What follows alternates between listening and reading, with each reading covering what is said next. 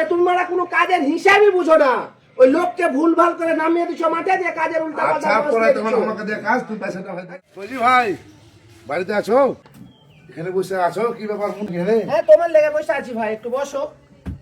বসতে আসলে বসবো না বলতে তোমার হ্যাঁ বলো। ওই দুটা লেবার মিস্ত্রি পয়সা বাকি ছিল, পয়সাটা দাও। হ্যাঁ পয়সা তো দিব ভাই, কাজ করার যে পয়সা দিব না, কিন্তু একটা কথা যে ভাই তুমি যে আমাকে বললে এই এস্টিমেটের মধ্যে পুরো বাড়ি প্যারাপিট পর্যন্ত হয়ে যাবে, ছাদা হয়ে যাবে, লিলটেল লেভেল হয়নি, আমার সবকিছু শেষ হয়ে গেল, এখন আমি পূর্ব করতে গেলে বলো তো এখন? হ্যাঁ তুই এক আর দুই দিক ওদিক তো হবেই।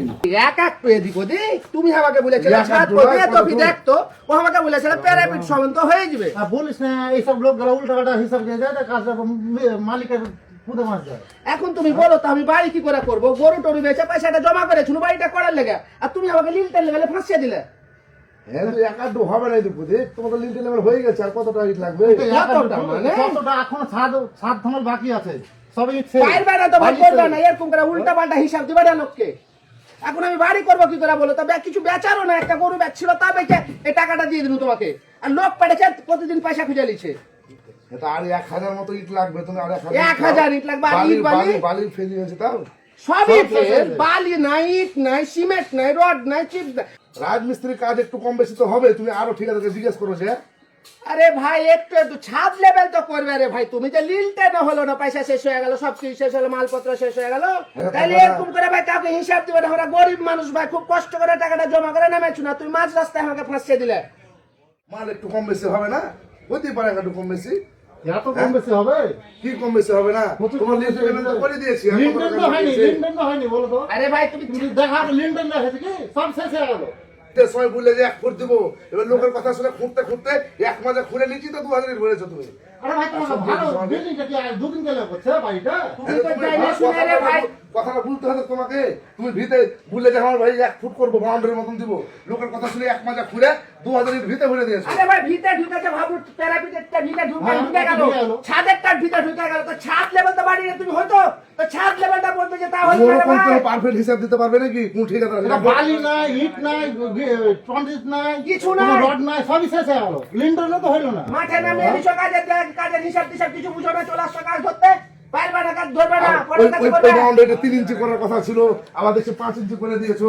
এটা তো 3 ইঞ্চি বলেছে। কোনটা?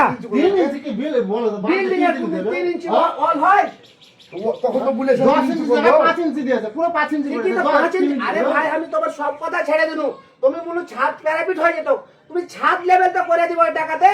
এখন ছাদ লেভেল পর্যন্ত লিলটেড হয় না, তুমি বলছো যে আরো কিছু নিয়ে এসো। বুদ্ধা নাই, আবার লোকের কথা শুনে এক মাজা খাল, আবার 5 ইঞ্চি গাঁথনি করবো, ওখানে 10 ইঞ্চি করবো, তিন করে বুঝবে। তোমাকে ঠিক এস্টিমেট দিয়ে শোনো, রড গালায় খালি কমেছে, রডের কথা বলতে পারো, রড কমে গেছে, সব কিছু কমেছে, তোমরা কোনো কাজের হিসাবই বুঝো না। ওই লোককে ভুলভাল করে নামিয়ে দিছো মাঠে দিয়ে কাজের উল্টা পাল্টা আচ্ছা পরে ব্যবস্থা তখন দিছো। আমাকে দিয়ে কাজ, তুই পয়সাটা হয়ে দিয়ে ঠিক আছে তোমার পয়সা দিয়ে দেবো, আমি তোমার কাজও করাবো না, এরকম লোককে কাজ করার পরে থাক তোমার ভুলভাল কাজ। যা ইচ্ছা করে নিস। আসসালামু আলাইকুম। এতক্ষণ একটা অভিনয়ের মাধ্যমে গ্রামের যে দৃশ্য আমার ঠিকাদারের সাথে বাড়ির মালিকের, সেটা তুলে ধরার চেষ্টা করলাম।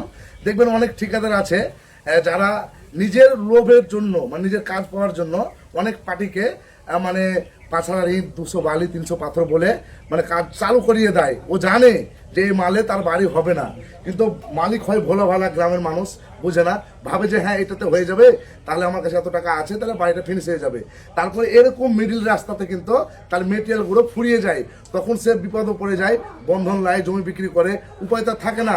আমাদের গ্রামগঞ্জে তো দুটো বাড়ি না, একটাই বাড়ি, একটা বাড়ি ভাঙার পরে এরকম কুড়ে ঘরে আমাদের থাকতে হয়।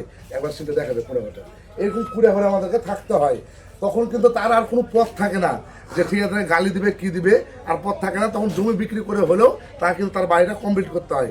তো প্রত্যেক গ্রামের মানুষকে বা প্রত্যেক বাড়ির মালিককে অনুরোধ করব যে কোনো ঠিকাদারের কাজ দেওয়ার আগে, এস্টিমেট নেওয়ার আগে ভালোভাবে ভালো একজন দক্ষ ঠিকাদার বা একজন গ্রামের কোনো সাধারণ ইঞ্জিনিয়ার থাকলে তাদের কাছে জিজ্ঞেস করবেন এত ফুট, এত স্কোয়ার ফিট জায়গায় কতটা ইট লাগে, কতটা বালি লাগে, কতটা পাথর লাগে, তারপরে কিন্তু কাজে লাগবেন।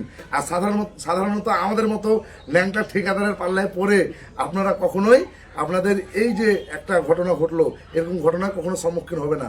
তো যাই হোক, ভিডিওটা কেমন লাগলো অবশ্যই কমেন্ট করবেন আর আমাদের জানাবেন। আসসালামু আলাইকুম। ভিডিওটা শেয়ার করে অবশ্যই লাইক কমেন্ট করবে সবাই।